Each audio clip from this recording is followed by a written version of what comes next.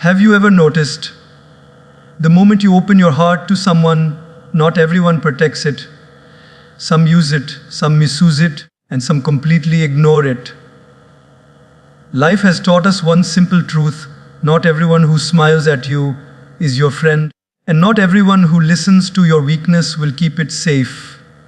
So today, let us reflect on a very important principle of life. Never share your weaknesses with people. Because in the wrong hands, your weakness becomes their weapon, and in the right hands, it becomes your strength. The art of living wisely is knowing the difference. Let me ask you a simple question. When you buy a new phone, do you just hand it over to anybody? You guard it, you protect it, you keep a password on it. Why? Because inside your phone are your private photos, your important contacts, your bank details. You don't just hand that over to every person you meet at a tea stall. Then why do we hand over the password of our heart to just anybody we meet? Why do we share our deepest secrets, our weaknesses, our struggles with people who haven't even earned the right to know us deeply? You see, not everyone deserves access. Access is a privilege. Just like we don't give the keys of our home to every passerby, we shouldn't give the keys of our emotions to every listener. Some people are only curious, not caring. Some people only want information, not connection. And some people, sadly, are waiting to use what you share as a weapon against you when the time comes. Think about this. If you plant a seed in a fertile soil, it will grow into a tree. But if you throw the same seed on a rocky surface, it will get crushed. In the same way, when you share your weakness with the right person, a mentor, a guide, a true friend, it becomes a seed for growth. But when you share it with the wrong person, it gets crushed, mocked, and sometimes even broadcasted to the whole world. So remember, in life, it's not about how many people you share with. It's about whom you share with. One genuine person is worth more than 1,000 fake sympathizers. Access to your weakness is like access to your treasure. Guard it, protect it, and above all, give it only to those who value it. Have you ever noticed when you share your weakness with the wrong person, suddenly your weakness is not in your hands anymore. It is in theirs. And my friends, not every hand that holds your weakness will hold it with care. Let me give you a simple example. Imagine you are playing a game of cards. If you show your opponent your cards, what happens? They win, not because they are stronger than you, but because you gave away your power. That's what happens in life as well. The moment you expose your fears, your insecurities, your mistakes to the wrong people, you are not weak, but you make yourself weaker, because now they know where to attack. Think of history. Kingdoms did not always fall because of stronger enemies. Many kingdoms fell because the enemy knew their weakness. The secret entry point, the hidden crack in the wall, the soldier who could be bribed. In the same way, people around us don't always defeat us because they are powerful. They defeat us because we handed them the map of our vulnerabilities. Some people will act very sympathetic when you share. They will say, "Oh, poor you, I understand, don't worry. Your secret is safe with me." But the moment you turn around, that very weakness may become the punchline of a joke, the topic of gossip, or the tool of manipulation. Haven't we all experienced this? Haven't we all trusted someone only to later regret? Why did I tell them this? You see, the real danger is not in having weaknesses, because every human being has them. The danger is in exposing them to people who don't have the maturity to protect them. When you place your weakness in the wrong hands, it's like giving a knife to a child. Not because the knife is bad, but because the one holding it doesn't know how to handle it. So what do? We learn discernment. We learn to pause before we open our mouth. We ask ourselves, if I share this, can it be used against me tomorrow? Does this person truly care, or are they just curious? Because curiosity without care is cruelty, and you cannot hand over your weaknesses to cruelty. Therefore, protect yourself. Don't feel guilty about keeping things within. Silence sometimes is not weakness, it's wisdom, and sharing sometimes is not openness, it's foolishness. Be wise enough to know the difference, because the wrong listener can turn your confession into your destruction. Ladies and gentlemen, let me ask you something. Would you ever hand over your ATM card and PN to a stranger on the street? Of course not. You'd laugh at the idea. Why? Because you worked hard for that money, you value it, and you know not everyone is trustworthy enough to hold it responsibly. Then why do we hand over something even more valuable, our trust, our emotions, our personal struggles, so freely without testing who is worthy of it? Trust, my friends, is not free. It is precious.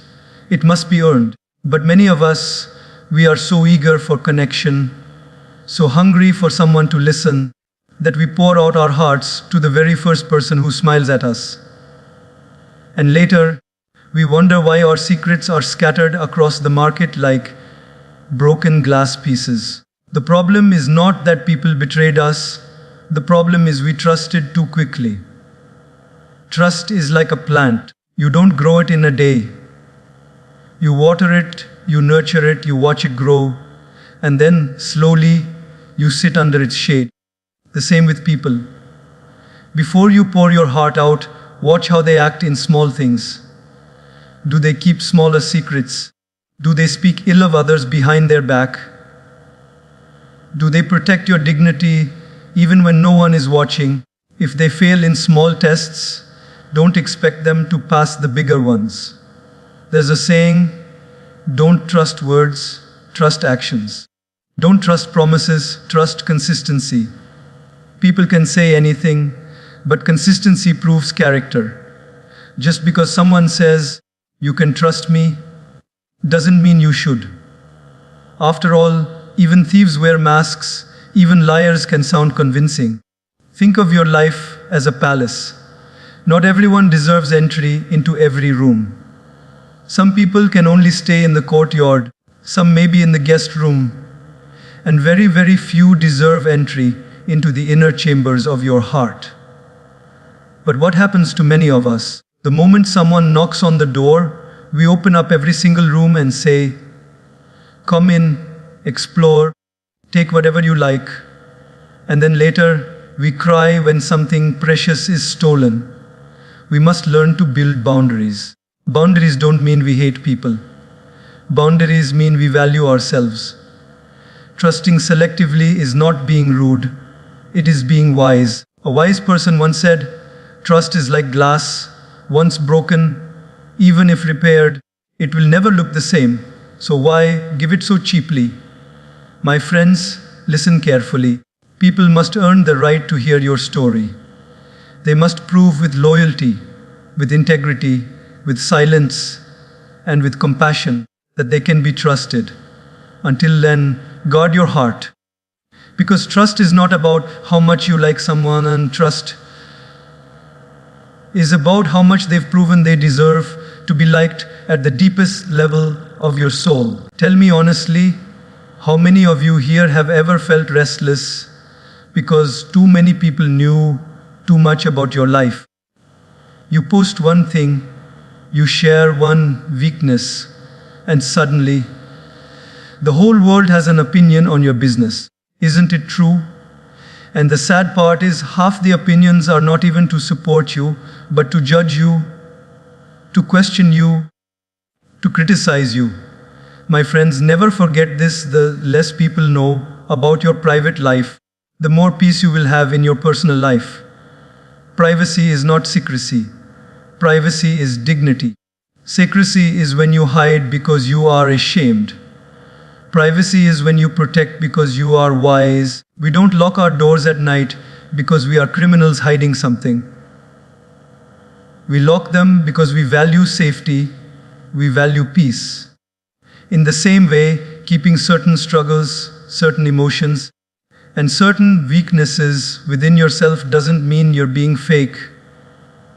It means you're safeguarding your inner peace. Let me share a story. Once a man planted a young sapling in his garden. Every day, he would water it and nurture it quietly. But the moment he told his neighbors about the plant, suddenly everyone had advice. "You're watering too much," said one. "You're watering too little," said another. "That's the wrong soil. That's the wrong spot." Within weeks, the poor man was so confused by all the noise, he stopped trusting his own instincts. And the plant suffered. Isn't that what happens with us? The moment we share our weaknesses with everyone, we invite an army of critics into our life. Their voices drown out our inner voice, and peace disappears. Privacy is power.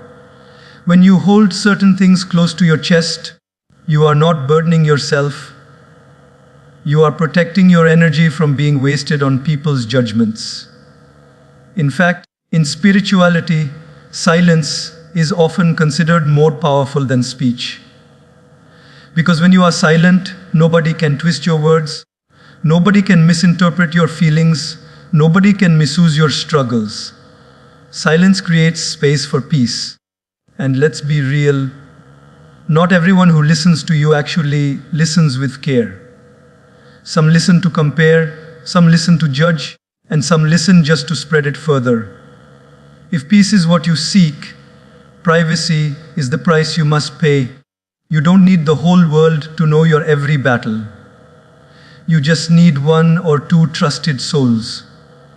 Or even just yourself and God, because when God knows, peace flows. So remember this, the more you expose, the more restless you become. The more you protect, the more peaceful you remain. Privacy is not weakness. Privacy is wisdom. And privacy, my friends, is the shield that guards your peace of mind. My friends, let me ask you a question. Have you ever regretted speaking something in anger? But how many of you had regretted staying silent? Very rarely, because silence, though often misunderstood as weakness, is actually one of the greatest forms of power. We live in a world where everyone wants the last word. Everyone wants to prove they are right, to argue, to defend themselves, to expose the other. But let me remind you, silence has won more battles than words ever could. When you choose silence, you choose dignity over drama. When you choose silence, you choose wisdom over impulse. When you choose silence, you choose peace over chaos. Let me give you an example. A wise monk once said, "When a dog barks at the moon does not bark back." Think about that. The moon loses nothing by remaining silent. It shines, it glows, and it moves forward in its orbit while the barking fades away. In the same way, when people criticize you, gossip about you, or try to pull you down, silence protects you from wasting your energy on meaningless battles.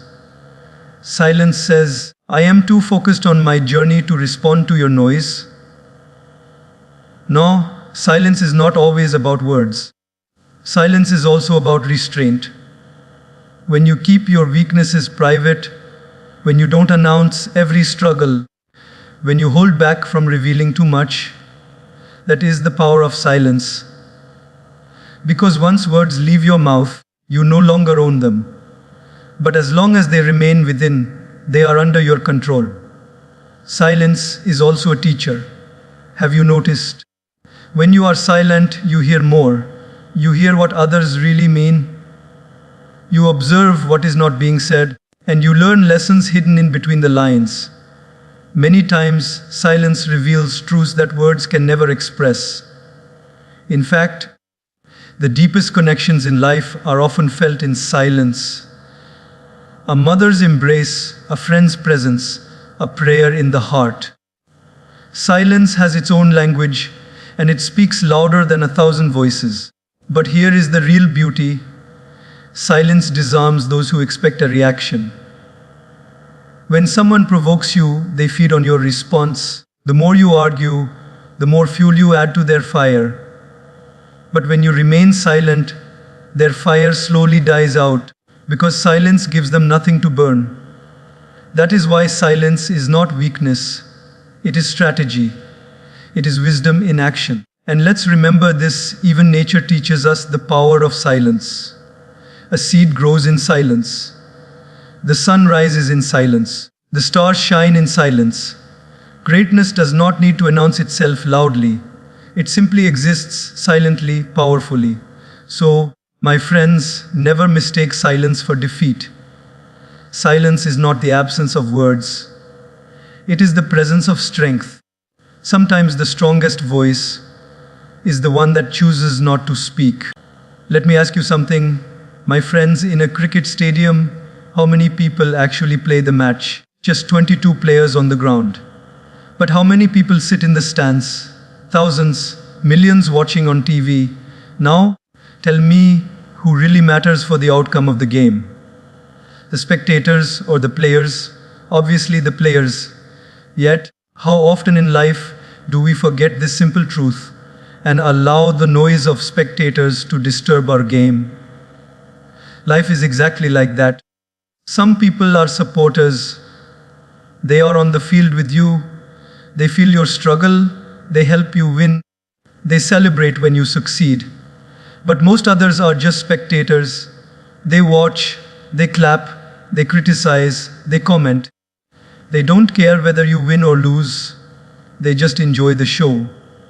The tragedy is many of us mistake spectators for supporters. Think about it.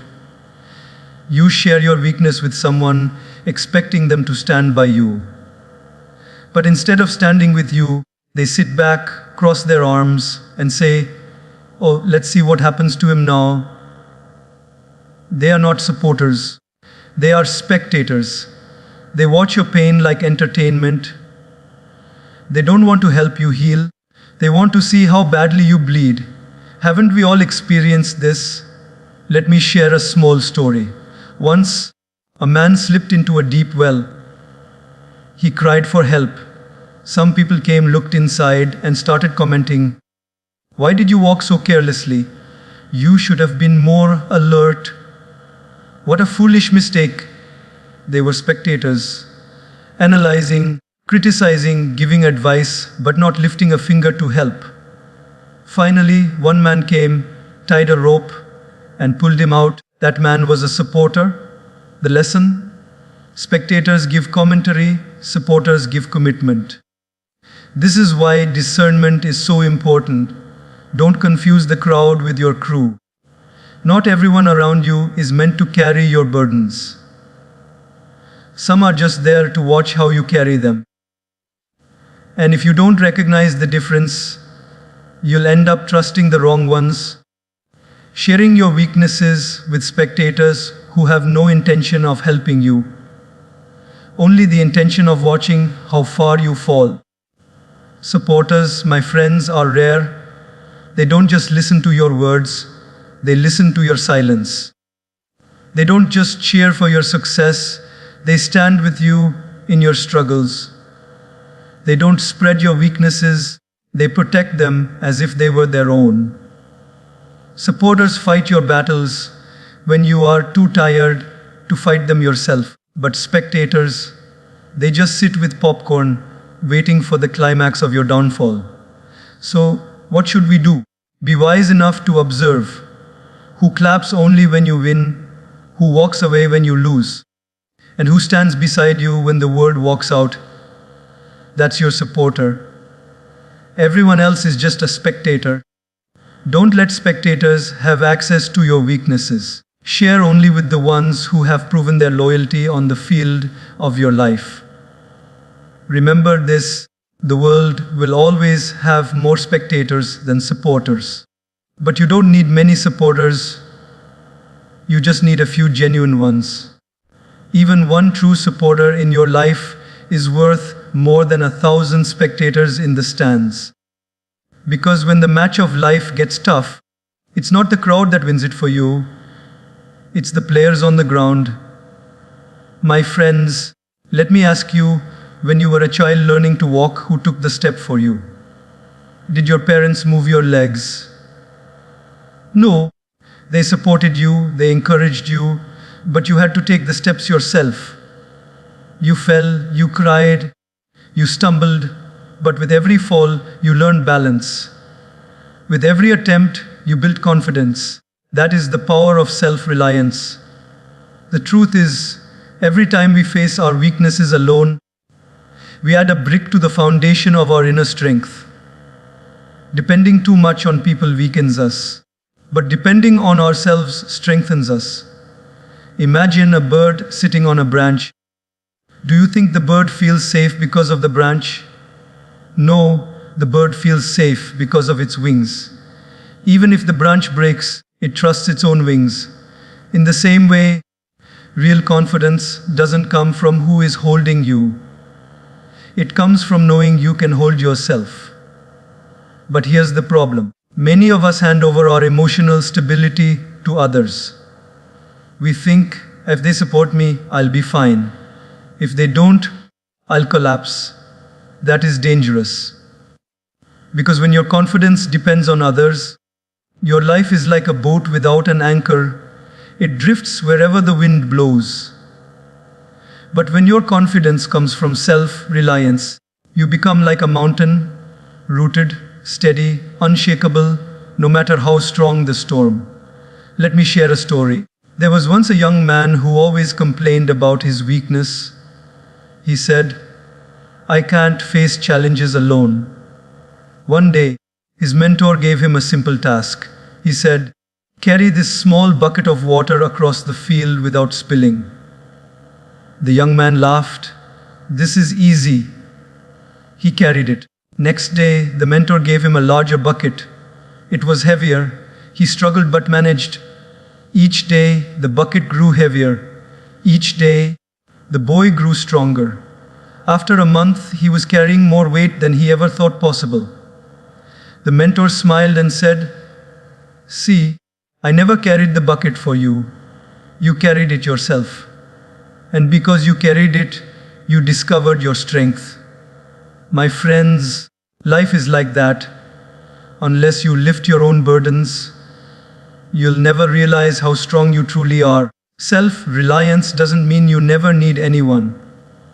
Of course, we all need guidance, love, and support. But it means you don't collapse when others aren't there. It means you can handle your weaknesses without announcing them to the world.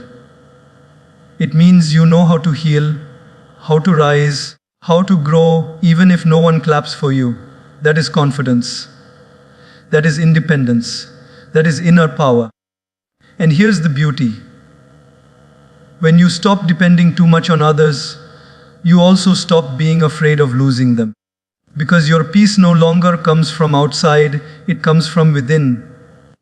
That's why the great leaders, saints, and wise people we admire, they all stood tall even when they stood alone.